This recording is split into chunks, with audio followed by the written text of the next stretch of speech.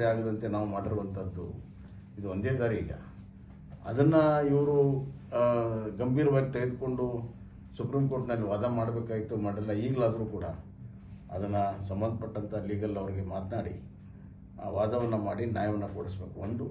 ಇನ್ನೊಂದು ಅವ್ರಿಗೆ ಕರೆದು ಮಾತಾಡಬೇಕು. ಮತ್ತು ಯಾರಿಗೂ ಅನ್ಯಾಯ ಆಗದಂತೆ ಒಂದು ಸಮಾಜಕ್ಕೆ ನ್ಯಾಯ ಕೊಡೋಕ್ಕೆ ಸಾಧ್ಯ ಇದ್ದರೆ ಮಾಡಬೇಕು. ಇದು ಇಡೀ ರಾಷ್ಟ್ರದ ವಿಚಾರ ಆಗಿದೆ.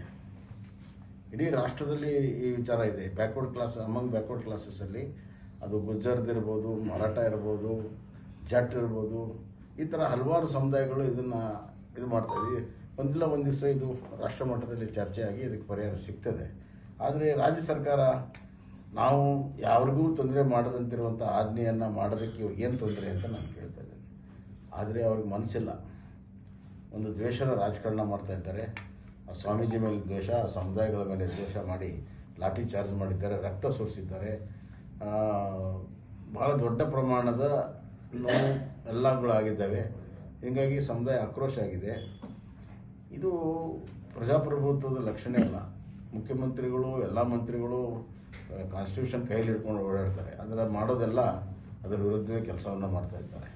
ಹೀಗಾಗಿ ಇದೊಂದು ದಮನಕಾರಿ ಆಗಿರುವಂಥ ಕ್ರಮ ಇದೆ. ಇದು ಡಿಕ್ಟೇಟರ್ಶಿಪ್ ಸರ್ಕಾರ ಇದೆ.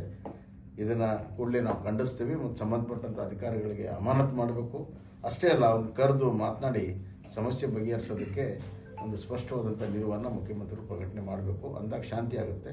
ಶಾಂತಿ ರೀತಿಯಿಂದಲೇ ಇದನ್ನು ಬಗೆಹರಿಸಬೇಕಾಗುತ್ತೆ. ಸರ್